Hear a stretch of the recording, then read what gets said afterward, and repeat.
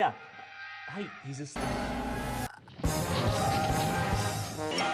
And you can't turn your face without meeting some member of in the jungle.